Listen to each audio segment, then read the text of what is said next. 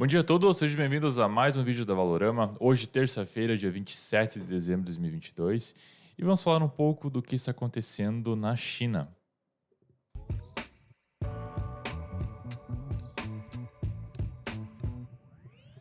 Meu nome é Jader Giacomelli, sou especialista em investimento aqui da Valorama, e no seu lado direito da tela, os nossos analistas aqui da casa, o Wendel. Bom dia, Wendel, tudo certo? Não temos tantas informações, o calendário econômico ainda continua um pouco parado, é isso mesmo? Isso aí, Jader. Muito bom dia, pessoal. Como é que vocês estão? Bom, Jader, hoje os mercados aí praticamente devolvendo aí, né? Principalmente o nosso índice Bovespa caindo no dia de hoje, caindo já 1%. O dólar, por outro lado, também disparando, subindo, negociando acima dos 5,28, né? Daqui a pouquinho a gente vai falar um pouco mais sobre isso aí, tá, Jader? Uhum. Maravilha, vamos lá então. Você que está conosco aqui e é novo no canal, não se esqueça de fazer subscrição no nosso canal e também dar o joinha no vídeo que nos ajuda bastante. Pois bem, vamos lá. Pedir só por gentileza, você compartilhar a tela. Ali, obrigado. Bom, ontem foi feriado em boa parte dos países, apenas o Brasil, China e Japão, os principais mercados acabaram abrindo. E hoje nós temos uma maior movimentação, principalmente no mercado europeu, que resolveu dar as caras e até o momento estão em patamares positivos. Bom, quanto ao índice do medo, sem maiores novidades, esse dado que ele não está 100% atualizado devido ao feriado dos Estados Unidos. Hoje os Estados Unidos abrem, inclusive, então essa informação ela vai chegar com delay, vai chegar com atraso aqui. O índice do VIX hoje está subindo 6% em 22, está próximo daquela região que nós comentamos sem maiores novidades, né? E também o índice do dólar de XY está próximo de estabilidade, né? Sem maiores novidades também. E quanto à questão do calendário econômico, realmente hoje nós não tivemos muitas informações, não teve nada de mais. Realmente, final de ano, tudo praticamente para, né? Papai Noel aí batendo a porta, aí vem as festanças final de ano, todo mundo já em outra dimensão, né? Vamos assim brincar.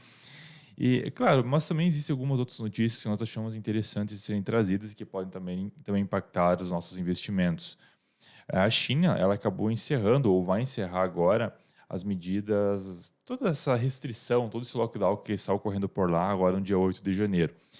Só que os casos continuam aumentando, e continuam aumentando em casos, em números bem alarmantes, em situações bem ah, preocupantes. Inclusive, ah, está tendo alguns questionamentos sobre a vacinação de algumas faixas etárias. Então, continua uma situação bem tensa. Mas o que acontece? Dia 8 de janeiro vai abrir o mercado lá e o Japão, juntamente a Índia, agora eles colocaram restrições aos chineses que querem viajar para o exterior, nesses países citados.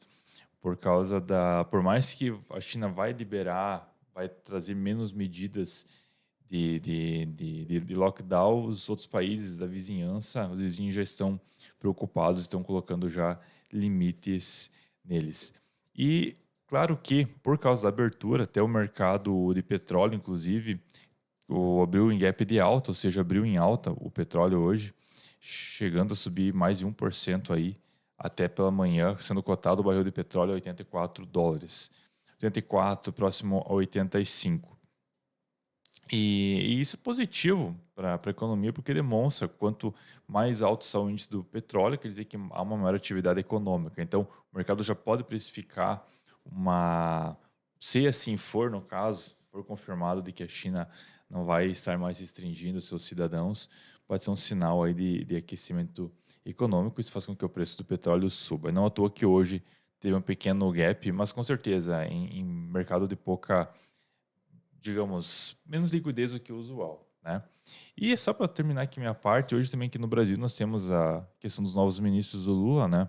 Então a Tebet, uma das que com certeza teve grande participação na eleição do Lula, tá negociando um cargo aí, já estava tentando negociar outros cargos, né? É literalmente negociação de cargos, e então parece que ela vai para o planejamento, né? Bom, e sobre falar em. Eu agora passo para o Wendel falar um pouco aqui do nosso mercado e falando sobre liquidez. Ontem no Ibov parece que foi o menor nível de liquidez que nós temos tínhamos desde novembro de 2018. Exatamente, foi a negociação de menor volume já, né? Acho que foi 8 bilhões ali, né? Geralmente a média fica em torno de uns 20 e poucos bilhões ali no dia. Foi um dia muito abaixo aí, né? Mas foi um dia também que a gente viu que era feriado lá fora, né? Aqui era, por exemplo, era logo após o Natal ali, então muita gente deu aquela enforcada, né, Jade? Exato. E nós, só que nós tínhamos falado, né? O dia realmente estava muito pouco volátil, pouquíssimos negócios acontecendo, mas eu confesso que não imaginava que nós chegaríamos a esse nível, a né? esse nível, bater um recorde, né? Eu também concordo, Jada. Se a gente for, por exemplo, observar aí o que aconteceu no dia de ontem, pedir pro Luiz compartilhar a tela, por favor. Dá uma mostrada aqui, tá? Esse aqui foi o dia de negociação, o dia de ontem no índice futuro, tá, Jada?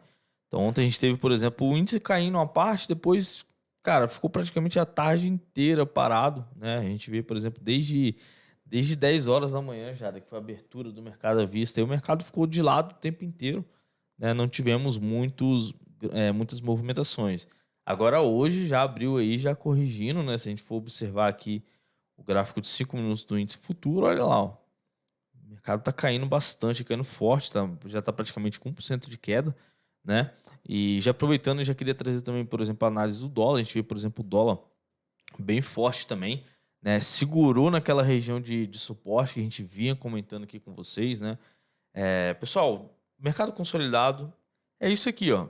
Vende em resistência e compra o suporte. E é difícil, assim, a gente saber, para qual direção o dólar vai. Não dá para saber, entendeu? Quando os outros achavam, por exemplo, caiu abaixo de 5,20 e não teve força suficiente para romper a região ali abaixo, ele vai voltar já. Esse é o padrão de consolidação.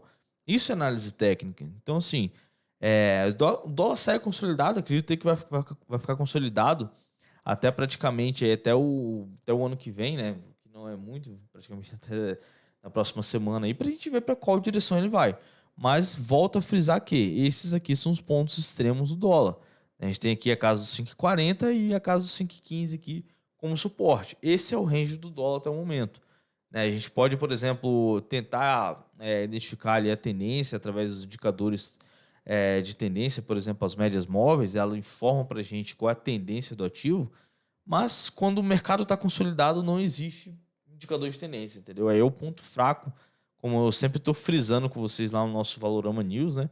O ponto fraco pro indicador de tendência é exatamente essa consolidação. E olha só, as médias estão flats, não tem para qual direção, entendeu? Então, assim, ainda não sabemos para qual direção o dólar vai, né? Enquanto ele não romper esse range aqui dos 5,40 e dos 5,15 aqui, que é exatamente o seu suporte e resistência da lateralidade. Bom, alterando aqui agora pro nosso Ibovespa, né? O Ibovespa aí tá caindo praticamente em 2 dias de pregões, ele tá caindo 1,90%, né? Ontem, como eu disse para vocês, tivemos um volume pífio, né? Foi um volume muito baixo, né? Aqui a gente até tracei uma linha aqui para a gente analisar, para ver se realmente era o volume mais baixo do ano, e realmente era, né? E o Bovespa segurou aqui na média de 200 no dia de ontem. Ontem não tivemos tanta negociação assim, não tivemos nem teste em cima dessa média de 200. E até o momento está abrindo em queda e caindo cerca de 1,08%. Os DIs a gente tem aí, por exemplo, o DI futuro subindo no dia de hoje, né? Subindo cerca de 0,85%. Ontem também subiu. Mas vale ressaltar que o padrão aqui no DI já está mais para uma possível queda, tá? A gente vê, por exemplo, um padrão de topo duplo aí, né? Um padrão muito utilizado para reversão de tendência, né? E realizando esse padrão aí, é bem provável que o DI possa cair um pouco mais aí, quem sabe buscar um nível aqui de 12% aqui do DI, né? Então, assim, o DI está um pouco mais pessimista, né? Vamos ver se agora os fundos de investimento imobiliário voltam a subir, né? Mas é isso aí, esse é o cenário atual. O DI segue em tendência pessimista, né? O dólar sem direção nenhuma e o Ibovespa segurando aí na sua média de 200 períodos, média de 9 períodos de 21 aqui também, tudo embolado, né? Então, esse final de ano tá basicamente bem complicado para a gente fazer esse tipo de análise gráfica, né, Jade? Outra informação que eu queria trazer aqui, pessoal, é exatamente o fluxo de capital estrangeiro que a gente teve aí na semana passada, né, na sexta-feira, dia 23. A gente foi observar aí a semana inteira, entrou fluxo de capital estrangeiro. Na sexta-feira encerrou com 1,367 bilhões de reais entrando aqui na nossa bolsa, né? E detalhe importante, semana passada todos os dias entrou capital estrangeiro. E se a gente for olhar aí o saldo do mês, o investidor institucional segue vendendo mais ainda. O fluxo está aumentando o seu fluxo vendedor, né, no mês. E o estrangeiro aumentando aí suas posições compradas. Então a gente vê, por exemplo, um movimento aí praticamente inverso, né? Enquanto um está comprando, o outro está vendendo e vendendo forte. A gente vê, por exemplo, a pessoa física reduziu também o seu saldo no mês, né? As instituições financeiras aumentou para 3,108 bilhões e outros aqui aumentou também para 2,107 bilhões. Então esse é o saldo aqui do mês, estagiário. Essas foram as informações que eu queria trazer, pessoal. Mais uma vez agradeço a participação de todos aí. Muito obrigado pela presença. Um grande abraço a todos e até mais. Então, pessoal, fica o nosso agradecimento. Nosso muito obrigado. E desejamos a todos um excelente dia com excelentes negócios. Até mais.